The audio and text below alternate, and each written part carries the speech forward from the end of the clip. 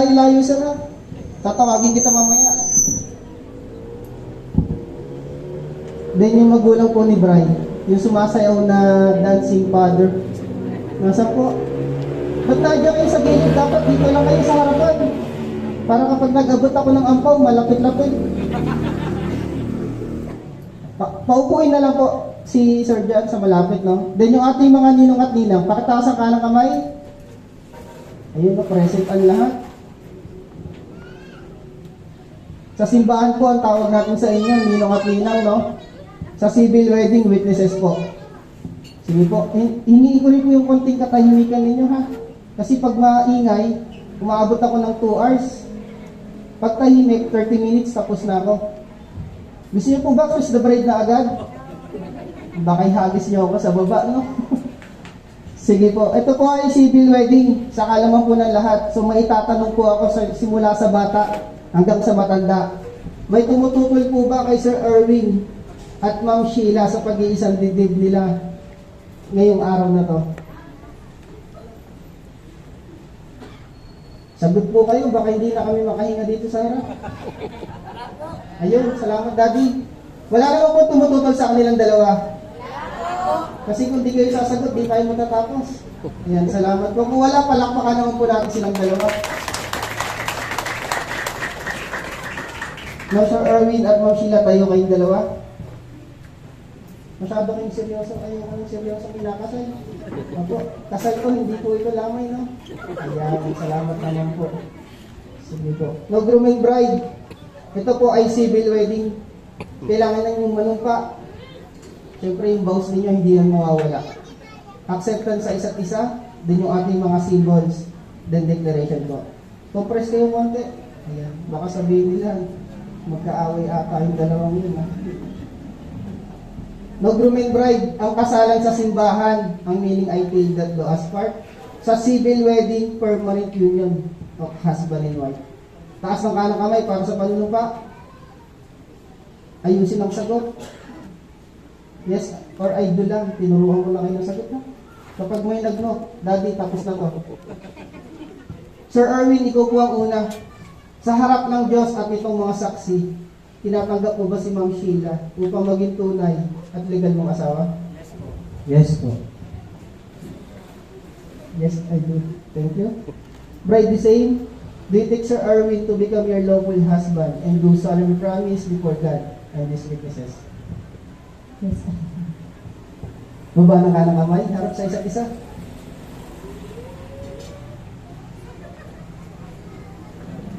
Sige po, hawak po kayo sa isa't isa na nakagitna yung bouquet.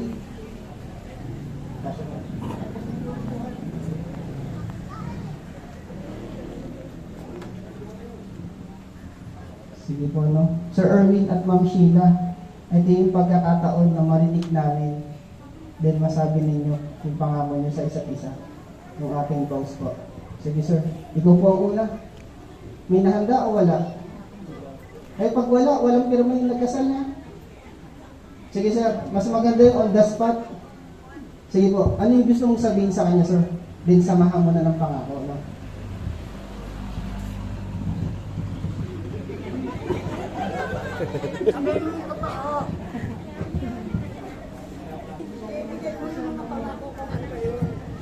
Ayun.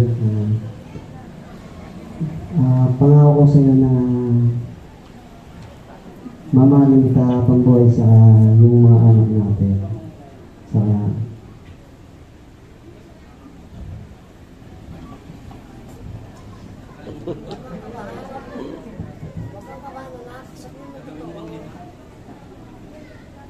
siguro madadagdagan pa ang natin. Yun lang, ganyan po. Naiyak si ma'am nung dadagdagan na. Sige ma'am, ikaw naman po.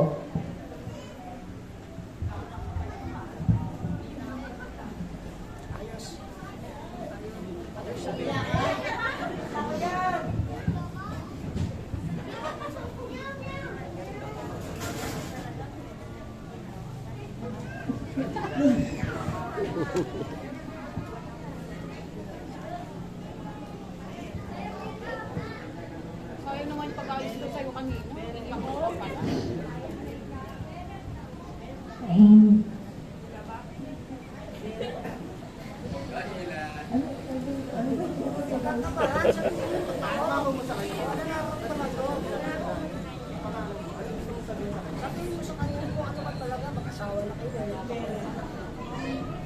May anak na yun. Pangako na magmamahalan tayong dalawa. Kasi bright na gano'n.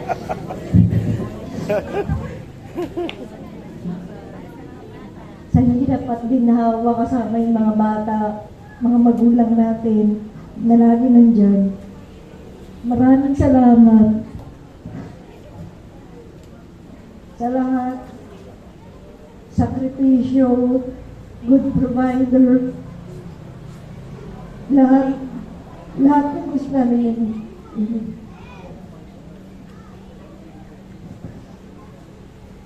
Maraming salamat sa iyo.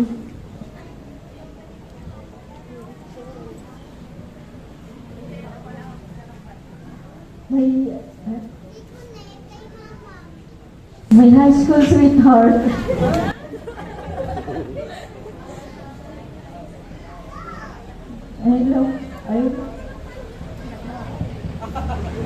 Ayun, salamat po. Sige po. Ma'am, saan ka naiyak? Sa dadagdagan? O sa boss mo? Sa anak na dadagdagan. Sige po. Harap pa rin po sa isa't isa. Walang uupo hanggang di kayo nangangalay. Tingin po sa isa't isa. Sir Erwin at Ma'am Sheila, ito yung acceptance nyo sa isa't isa. Habang sinasabi po ito, tingin lang po sa isa't isa ha. Sir Erwin, ikaw po ang una. Repeat after me, sabihin mo kay Ma'am Sheila. Sige po, ako lang maghahawak ng mic, no? Tingin lang po sa isa't isa. Ako si Erwin ang inyong baptismo. Tinatanggap kita. Sheila Jessica. Sa harap ng solemnizing officer. Naging maging aking asawa. Ang aking pinapangako. Sa harap ng Diyos. At itong mga saksi. Nang ako'y maging magiging at tapat na asawa. Sa kasaganahan, sa pangangailangan, kasiyahan, at sa kalungkutan, sa karamdaman, at kalusugan, habang tayo'y nabubuhay. Thank you. Ma'am, ikaw naman po. Sige ma'am, sir, tapat mo sa kanya. Sige po ma'am, hawakan na lang ni sir. Ako, hawak lang kayo sa isa't isa, baka may tumakbo kasi sa inyo. Ako, kaya pinaghahawak ko. Ma'am Sheila, sabihin mo kay Sir Erwin, repeat after me, sabihin mo sa kanya ma'am, I, your name ma'am, pangalan mo, Sheila, accept you, I accept you, pangalan ni Sir, Erwin Baldisimo, for the solemnizing officer, before solemnizing officer, to be my husband, to be my husband, and I promise, and commit covenant, in front of God, in front of God, and these witnesses, in these witnesses, that I will become that I will become loving wife, wife, faithful wife, faithful wife, in abundance, in abundance, in needs, in needs, in sorrow, in sorrow, in sickness, in sickness, and in health, in health, till death do us part. till death do us part. Thank you po. Sit down kayong dalawa. Tinatawagan ko yung magkakabit ng belo sa kanilang dalawa. Sige ma'am, sit down ma'am. Kabalikat tayo ng group. Sa ulo yung pasok mo.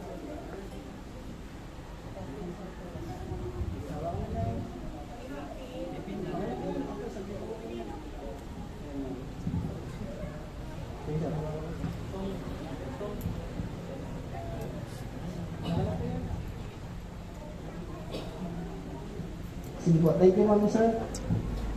Sige po, no? Kulang tayo ng belo, pero ipapasok ko yung belo, no?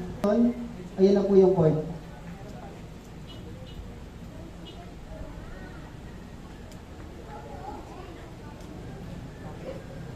Sige po, no? Sir Erwin at Ma'am Sheila, nakikita niyo po no, na kayo lang yung nasa loob. Ibig sabihin po niyan sa araw at oras na ito, ay hindi na po kayo dalawa, kundi iisa na po kayo. Din ang ating aras, dito po pinapakita na si husband ang breadwinner, si wife ang homemaker. Ito rin po yung tinatawag natin na conjugal property owned by the husband and wife. Kung ano yung pagmamayari ni lalaki, pagmamayari ni babae. Ganon din po. Kung ano yung pagmamayari ni babae, pagmamayari ni lalaki. No? Hindi po pwedeng gayahin yung nasa Facebook na ang pera daw ni Mr. pera ni Mrs. Tapos ang pera naman ni Mrs. pera lang ni Mrs. Hindi po yun ang sabi kanina. Ma'am, no? Conjugal property owned by the husband and wife. Sige po. Parimove po ako ng ating velo. Parimove po.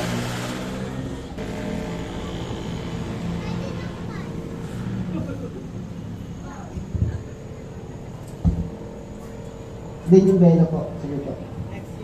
Sige po. Ano? Then tayo po kayong dalawa. Pababa ko ng yung flower, ma'am. Harap po sa isa't isa. Sir Erwin, pakuha ko ng singsing niya.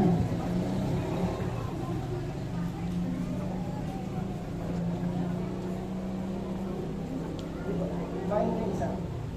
Mas dumuin na po isa.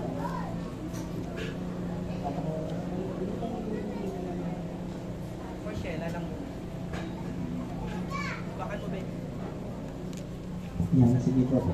Singsingan. Okay. Sige po, pasuot ng kalahati muna. Tingin po sa isa't isa.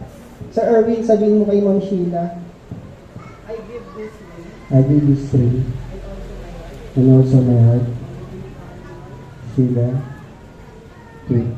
From this day forward, you shall not walk alone. My heart will be your shelter, and my arms will be my home. Your home.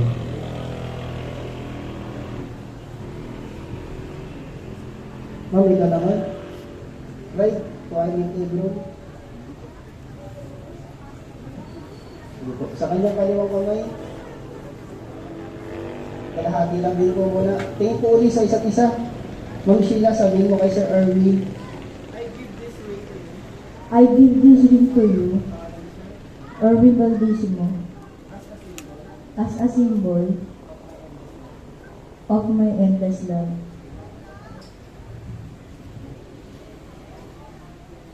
Sige po. Hawak lang po kayo. Upo kayong dalawa. Thank you, sir. And ma'am, sit down na po kayo. Then tinatawag ko kayo magulang ni Drew dito po sa harapan. Magulang din ni Bride. Then mami, dito po sa harap.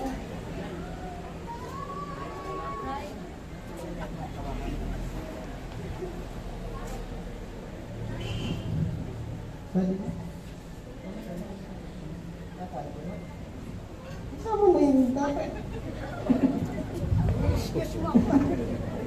Magulang po ni Bride, kasama po ang nanay at tatay, no? Mami, here po, sa harapan nila.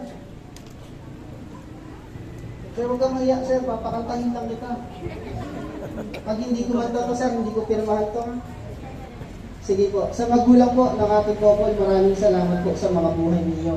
Kung wala po kayo, paniguradong wala tayo ngayon sa oras na ito. Then wala si Sir Erwin at Ma'am Sheila. Kaya malaki po yung pasasalamat namin sa inyo. Kaya hindi po ako papayag na hindi kayo magbibigay ng mensahe sa kanilang dalawa. Ma'am, unahin ko sa side ni Bride. Mami or Daddy?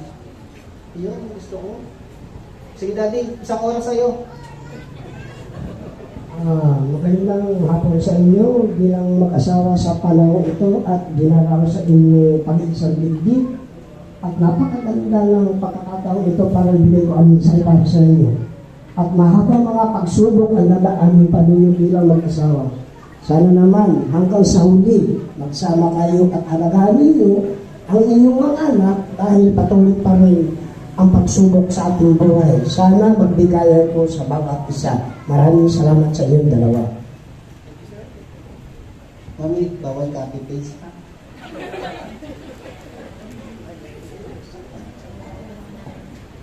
Salamat, Erwin. Nagampanan mo yung tungkulin na ano.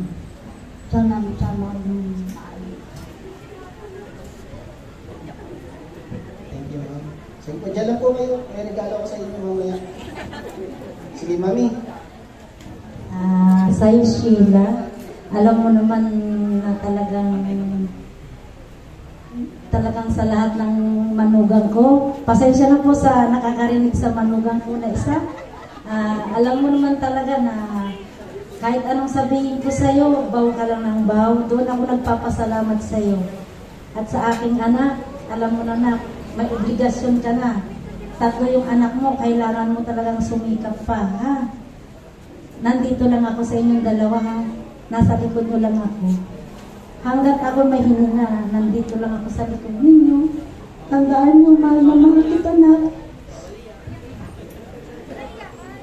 Iiyak na, tumigil ka. Sir, kanta request ko sa iyo, ha? Sige po. Mensahe para sa kanya kapatid mo. Kapatid mo si Sir, no? Sige po.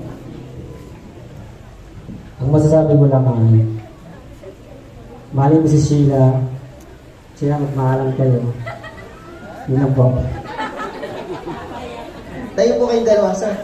Yakapin niyo magulang mo. Ma'am, yakapin.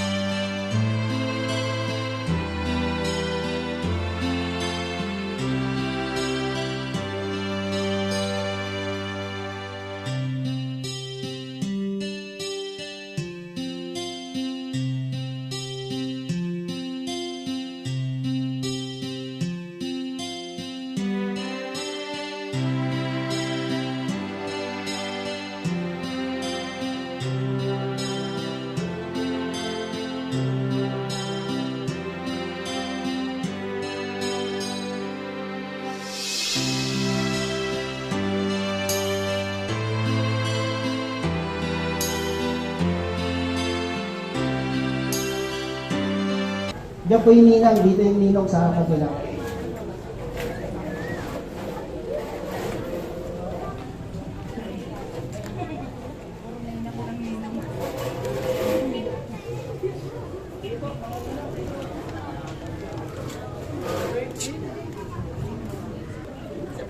Sige po, no, unahan lang ng mga nila. Message po para sa ating bukod. Maging gabay din sa kanila sa kanilang dito, ang kanilang relasyon. Mga ninang, katinong. Mga ninang, kapit sa akin, dali. Yung mas malapit, mas malaking bigyan. No? Sige po, unahin ko rin mga ninang. Ma'am.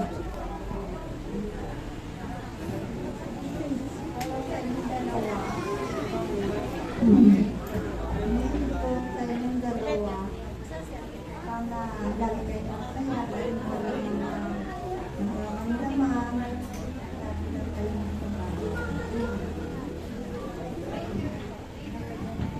Sa inyong 2, Shea and Erwin, ito lang ang sabihin ko sa inyo. Ay ngayong buong-buo na ang pagsasama niyo bilang mag-asawa. Isa lang ang dapat kong tandaan. Pag pinansyal, walang pag-aawayan. Lahat pag nag-iusapan. Kung may isa man sa inyo nagkakamali, 1 oras lang o 1 minuto lang, kailangan pag-usapan niyo. Maraming salamat. Congratulations sa inyo dalawa. Finally. O, diba? Congrats, best wishes. Lagay niyo lang lagi si Lord sa gitna niyo. Hindi maiiwasan ng pag-aaway mag-asawa, pero huwag niyong pauumagahin. Hindi kayo magkakapatid. Hindi na yung sentro sa inyong isa't isa. Ang sentro niyo ngayon para sa mga anak niyo. Andito lang ako, lagi sabi ko naman sa inyo. Tuwing may problema, pwedeng ka mag-open.